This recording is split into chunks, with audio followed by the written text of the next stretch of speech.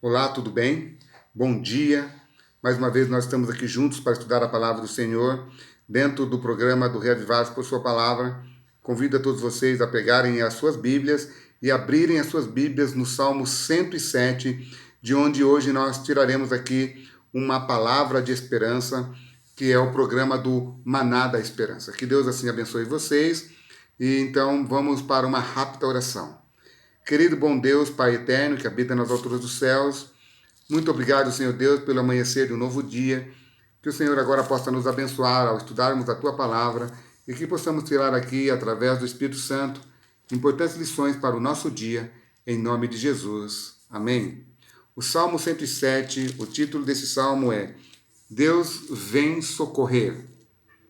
E eu quero então aqui ler aqui a introdução, do verso 1 até o verso 3. Salmo 107, verso 1 até o verso 3 diz assim: Deem graças ao Senhor, porque Ele é bom, e a sua misericórdia dura para sempre.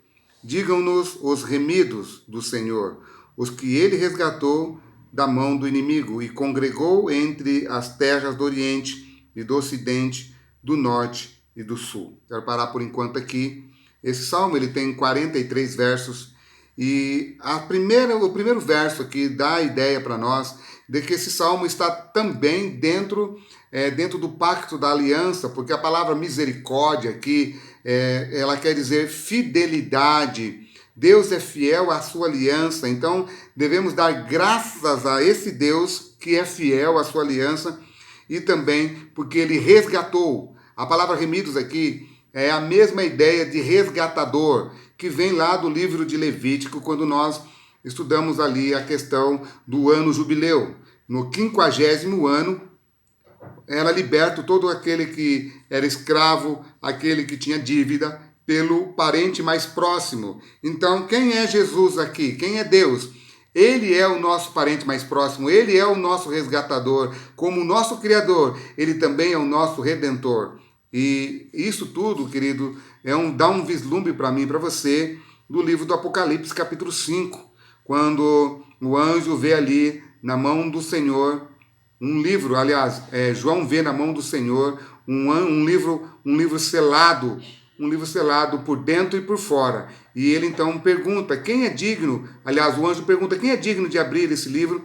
Aí então a palavra de Deus deixa bem claro ali que Jesus, o Cordeiro de Deus, ele que foi morto e ele que reviveu, e ele sim é digno de abrir o livro. Então, quem é Jesus? Ele é o nosso resgatador e ele é aquele que vai congregar, que vai resgatar todo aquele que está na face da terra. Porque no verso 3 diz assim: e congregou, vai ajuntar dentre as terras do Oriente, do Ocidente, do Norte e do Sul. É Deus que vai resgatar todos. Ou seja, Deus não quer salvar só uma nação, Deus quer salvar o mundo todo. Mas para salvar o mundo todo, agora o salmista, aquele que escreveu esse salmo, ele vai dar então a ideia de como é que eu devo fazer para que Deus possa me resgatar. Queridos amigos, antes dele me resgatar, antes dele mostrar para o leitor como que deve ser o processo de resgate, como que Deus vai resgatar, ele vai então mostrar a situação desta pessoa que vive no mundo sem Deus. Olha só, a palavra andaram errantes aqui, no verso 4, significa perambularam, cambalearam, andaram para lá e para cá, sem saber a direção. E aonde é que andaram? Pelo deserto, por lugares áridos, sem achar cidades em que pudessem morar. Como eles estavam? Famintos e sedentos, e desfalecia neles a alma. Queridos amigos, a palavra aqui, então, errante significa cambalear. Parece que a pessoa está bêbada, parece que a pessoa não sabe o rumo para onde vai. Amigos queridos, quando nós estamos andando nesse mundo, andando sem Deus, andando para lá e para cá, entenda que nós estamos andando como se fôssemos pessoas bêbadas. E sabe o que é que faz uma pessoa ficar embriagada? Falsas doutrinas. Apocalipse capítulo 18, do versículo 1 até o verso 4, diz ali que no último dia, a Babilônia, aquela que hoje dá as falsas doutrinas, e ela mostra bem claro ali, o livro do Apocalipse mostra bem claro que a Babilônia dá de beber para todas as pessoas em todas as nações, Em todas as nações, essa Babilônia tem pregado a sua mentira e todos estão se prostituindo com ela, se desviando do caminho certo. E sabe o que é interessante? A Bíblia diz que eles dão o vinho da prostituição ali no livro do Apocalipse. Que vinho é esse? Falsas doutrinas. As falsas doutrinas fazem as pessoas andarem errantes, andarem cambaleando para lá e para cá. Então, queridos, como é que Deus então quer resgatar essas pessoas? Ele quer saciar a fome do faminto e do sedento. Jesus vai dizer isso lá no livro de João, no capítulo 6, no verso 35 em diante. Ele diz assim: eu sou o pão da vida. Jesus é o pão da vida. E o que ele espera de cada um de nós? Que a gente vá até esse pão, que a gente busque esse pão. Por isso que o título da mensagem que eu tenho todos os dias é Maná da Esperança. Irmos todas as manhãs buscar o maná, o pão diário que Deus tem para mim e para você. E Jesus diz: eu sou o pão da vida que mato a fome daquele que está faminto. E Jesus vai dizer também, lá no livro de João, capítulo 6, verso 37 e 39, ele também dá de beber do seu sangue para saciar a sede. Queridos, que sede que eu tenho, sede de vida, sede, vontade de viver. Então Jesus dá o pão da vida e dá também ali o seu sangue para curar as feridas. Mas quando é que ele dá tudo isso para o pecador? Verso 6, ele diz assim: então na sua angústia clamaram ao Senhor e ele os livrou das suas tribulações. Verso 7, conduziu-os pelos caminhos direitos. Queridos, quero parar um pouquinho por aqui para deixar um pouquinho mais claro isso para vocês. O contexto desse salmo aqui, provavelmente foi ali quando o povo de Israel foi liberto do exílio da Babilônia. Agora, eles foram libertos por quê? Porque Deus, na sua infinita misericórdia, deu um prazo para eles ficarem ali. Se você for para o livro de Jeremias, capítulo 25, ali você vê que o prazo que eles deveriam ficar ali era 70 anos. Então, voltando para o livro de Deuteronômio, capítulo 30, verso 1 até o verso 5, ali Deus diz assim: olha, se depois de vocês me rejeitarem, depois de vocês não me quererem mais, e eu permitir que uma nação venha e oprima vocês, leve vocês embora, se lá no exílio vocês me buscarem de todo o coração, eu trarei vocês de volta. Isso está lá em Deuteronômio, capítulo 30, verso 1 a 4. E é o que vai acontecer lá no livro de Jeremias, capítulo 23, no verso 3, Jeremias 29, 13 a 14, e também ali no livro de Daniel, capítulo 9, verso 1 a 3. Então Deus ouve o chamado, ouve o clamor do seu povo, por causa de quem? Por causa do remanescente. O remanescente clamou, Daniel clamou, e aí, queridos, Deus ouviu, e Deus trouxe o povo de volta. Então, queridos amigos, aquele que clama é aquele que tem uma comunhão com Deus, aquele que não esqueceu de Deus. Agora, observe, clamar aqui significa se arrepender. Daniel não era um pecador, Daniel não era um errante, Daniel não cometia o pecado da mão erguida. Daniel nasceu no pecado, mas ele não vivia uma vida de pecado. Mas mesmo assim ele falou: Senhor, eu sou um pecador, eu errei como o povo errou, como todos erraram. Sabe, Daniel não se exime, Daniel não diz que ele é melhor que os outros. Então ele clama, ele chora, ele se arrepende junto com todos aqueles que deveriam se arrepender. E aí então Deus ouve, Deus então traz o povo de volta. E aí no verso 8 diz que eles deem graças a Deus porque o Senhor trouxe eles de volta pela sua bondade e por suas maravilhas. Agora vamos para a segunda estrofe, que é do versículo 10 até o verso 16. Agora, a Bíblia vai dizer que eles eram prisioneiros. Observe, quando você vive cambaleando para lá e para cá, quando você não é guiado pela palavra, como diz o salmista no Salmo 119, verso 105, diz assim: lâmpada para os meus pés é a tua palavra e luz para os meus caminhos.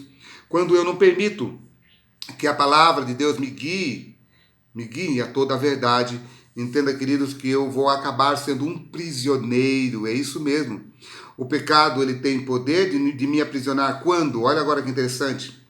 Alguns, verso 10, alguns se assentaram nas trevas e nas sombras da morte, presos em aflição e em correntes de ferro, por terem se rebelado contra a palavra do Senhor, palavra de Deus. Observe que o foco é a palavra, o foco é o Deus Todo-Poderoso, e desprezado o conselho do Altíssimo. Queridos amigos, entenda que essas pessoas sabiam que estavam desprezando algo, sabiam que alguma coisa estava acontecendo. Então, cambalearam de lá para cá, a verdade estava sendo pregada e não aceitaram, e por não aceitar a verdadeira palavra, pararam dentro de uma cadeia, dentro de aguilhões, de correntes que os aprisionaram. Queridos amigos, para que Deus hoje possa quebrar as correntes do mal, a corrente do pecado, porque esse mundo tem poder para aprisionar todos os filhos de Deus. Entenda agora, querido amigo, como é que Deus quer fazer isso? Com a pura pregação da palavra. Olha agora o que diz no livro de Romanos,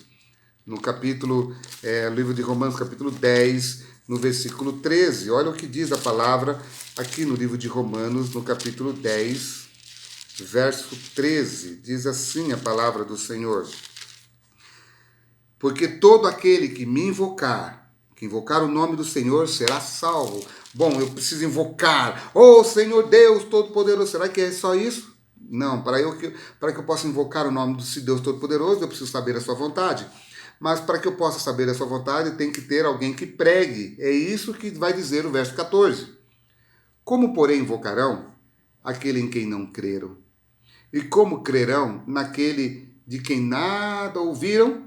E como ouvirão se não há quem pregue? E como pregarão se não forem enviados? Como está escrito: quão formosos são os pés dos que anunciam a palavra do Senhor. Queridos amigos e irmãos que estão me ouvindo nesta manhã, entenda agora, querido, para que alguém possa saber desse Deus que quebra os aguilhões, que quebra as correntes, que quebra as cadeias, que coloca as pessoas no trilho, que coloca as pessoas no caminho da doutrina verdadeira.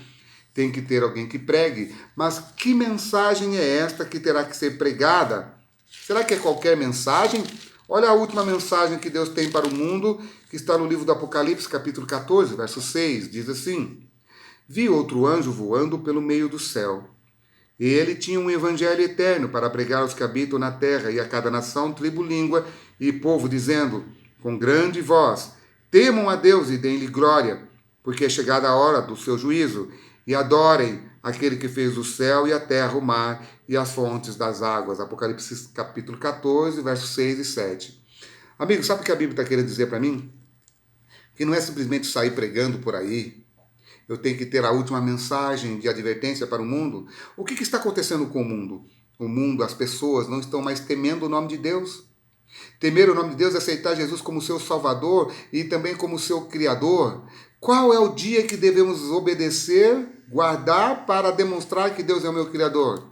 Lá no livro de Êxodo, capítulo 20, verso 8, a Bíblia diz ali que a última mensagem do Apocalipse, ela está ligada ao quarto mandamento. Lembra-te do dia do sábado, Apocalipse 24, Êxodo 24, verso 8, aliás, Êxodo 20, verso 8. Lembra-te do dia do sábado para o santificar. 6 dias farás toda a tua obra, mas o 7º dia é o sábado do Senhor teu Deus. Nele não farás nenhuma obra, nem tu, nem teu filho, nem tua filha, nem teu servo, nem tua serva, nem o teu animal que está dentro das suas propriedades, nem o teu escravo que está dentro da sua casa. Ninguém deve fazer nada. Por quê? Porque em 6 dias fez o Senhor os céus e a terra e o mar e tudo que nele há. Ou seja, o sábado não é da igreja adventista. O sábado não é do judeu. O sábado é de Deus. E como é de Deus, eu devo obedecer. Então, entenda, queridos, temer a Deus é ser obediente ao quarto mandamento, principalmente. Queridos amigos, mas será que se eu guardar eu serei salvo? Não serei salvo porque eu guardo, mas eu serei salvo porque eu amo e o meu amor faz com que eu tenha uma obediência aos mandamentos de Deus. Então, cuidado, querido amigo, com aquele que diz que você não precisa mais guardar o sábado porque está no Antigo Testamento.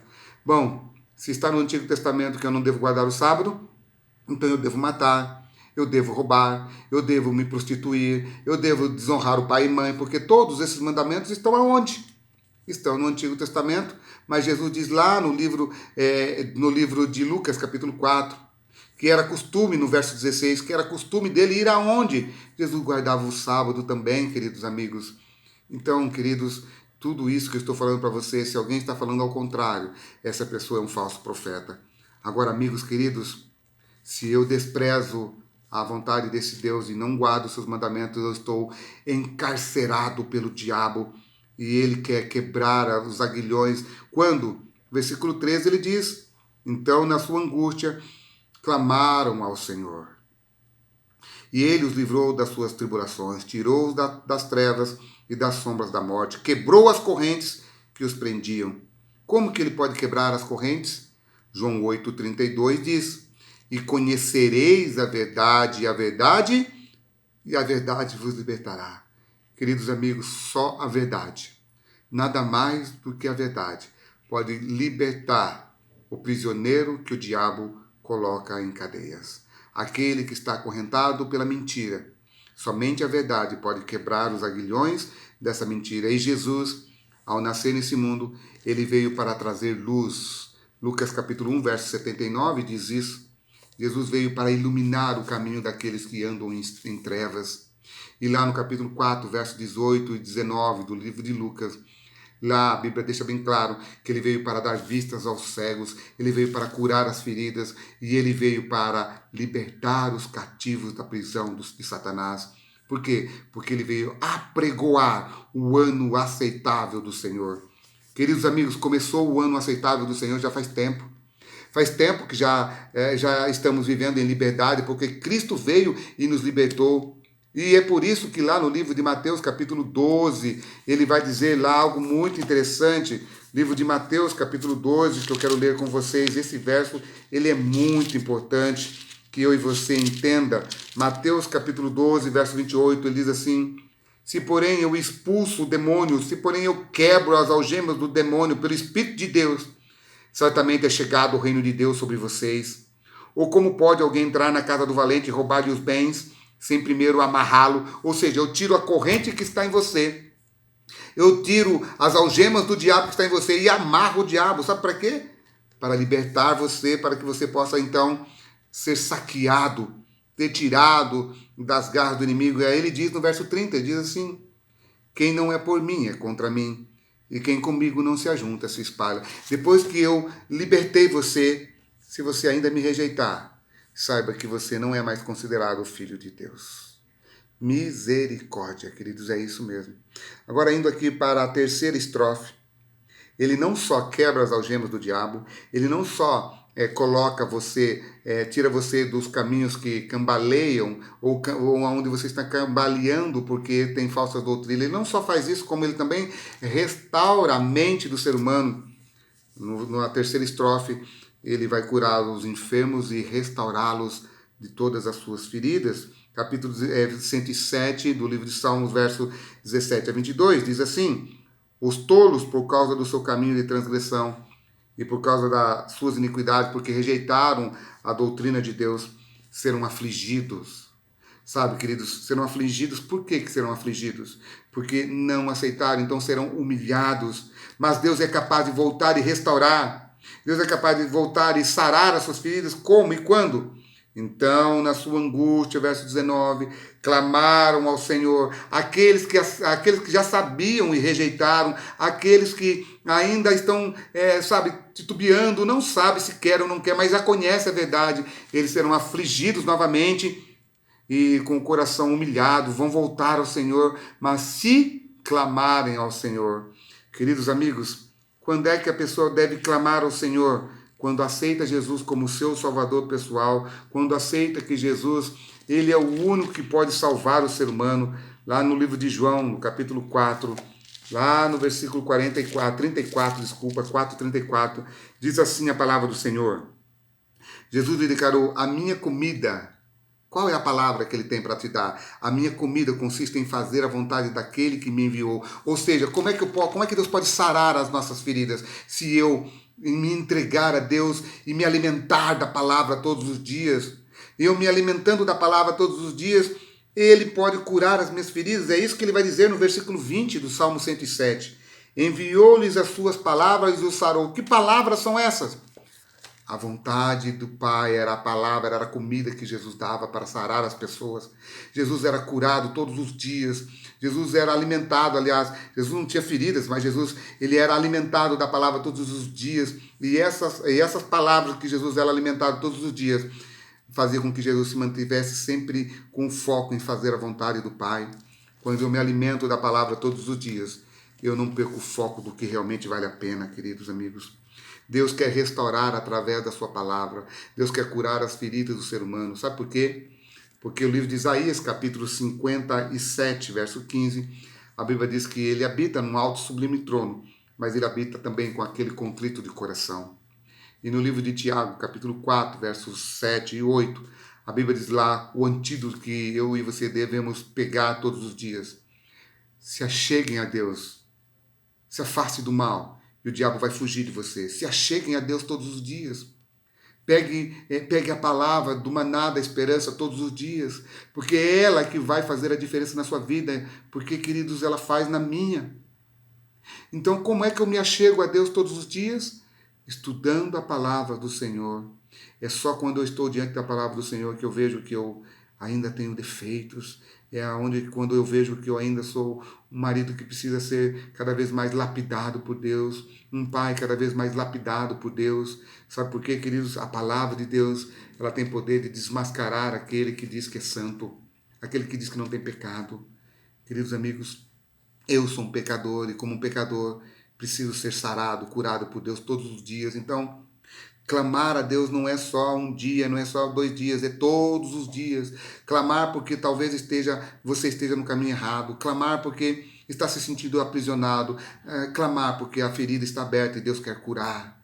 E como que Ele quer curar? Quando você se achega a Deus, buscando a Deus em primeiro lugar. Lá em Mateus 6,33 diz, busquem a Deus em primeiro lugar. Coloque a Deus no primeiro momento da sua vida. Se você não está tendo tempo para Deus, queridos, alguma coisa está errada.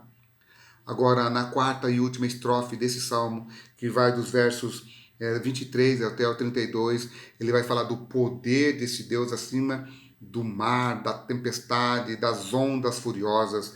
Aí ele diz assim, olha que interessante, os que tomam navios, aqueles que navegam, lá no versículo 23 ele diz, aqueles que navegam nos mares, nos oceanos, aqueles que se alimentam dali, sabem, deveriam saber, pelo menos deveriam saber que existe um Deus todo-poderoso que fez todas essas coisas, que é Ele que controla todas essas coisas.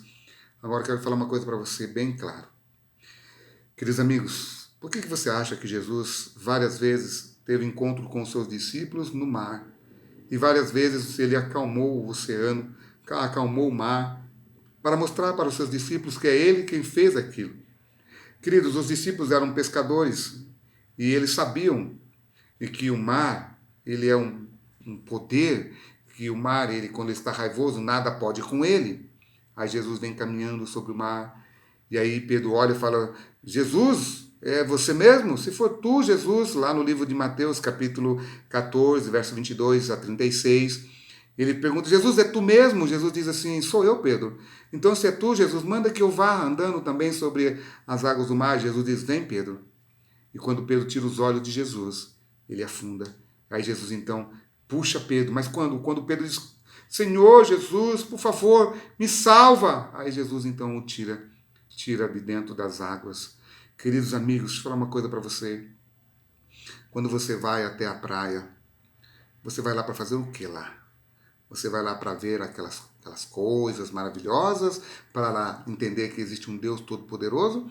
Ou você vai lá apenas para se banhar, para sujar as águas, para sujar ali a praia? Queridos amigos, toda vez que você for agora no mar, se banhar ali, primeiro pare e dá uma olhadinha naquilo tudo. Entenda que por detrás daquele imenso mar, daquele poder daquelas águas, existe um Deus todo-poderoso. E quando você faz isso, você vai entender quanto que você é dependente desse Deus Todo-Poderoso e o quanto eu e você não somos nada.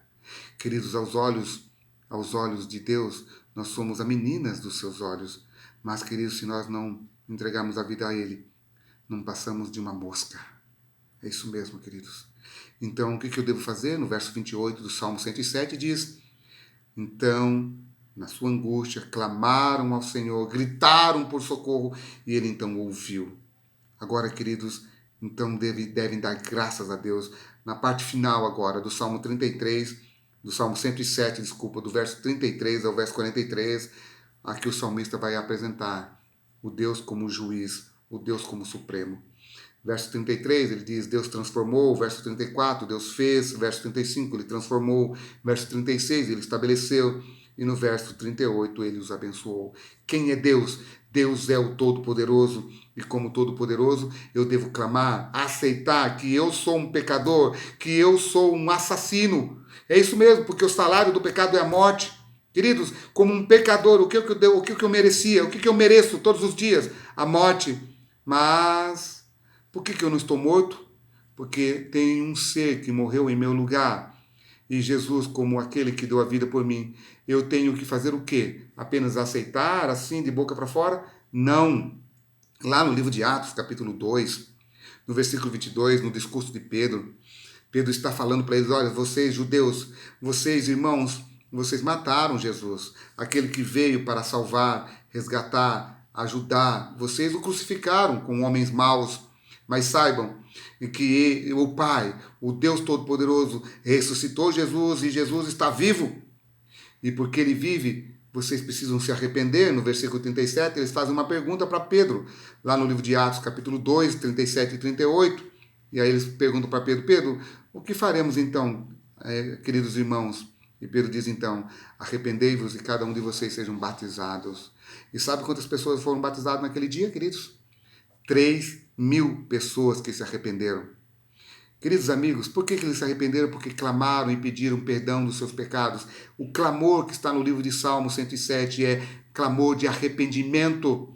Então, como é que eu posso saber que eu estou errado? A palavra de Deus, ela tira a máscara do falso cristão ou do falso ser humano que existe em nós. Então, estudar a Bíblia todos os dias é para que Deus possa mostrar quem eu sou. Então, queridos, ele pode vir e sarar as minhas feridas, ele pode vir e me resgatar.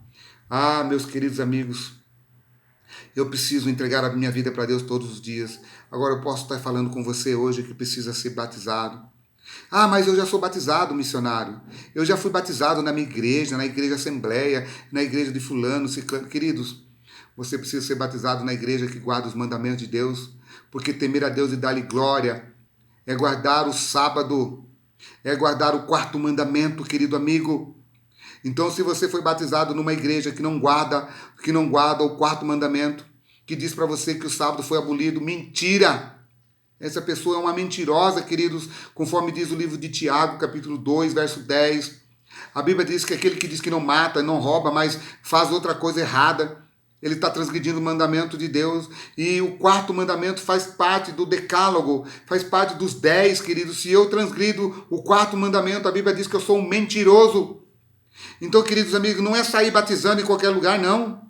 Você precisa ser batizado na igreja correta, na igreja, queridos, que guarda os mandamentos de Deus. Essa igreja é a igreja verdadeira de Deus, mas é uma igreja com defeito também, uma igreja com problemas, dificuldade, mas essa igreja procura fazer a vontade de Deus. Queridos amigos, eu não sou adventista do sétimo dia por acaso.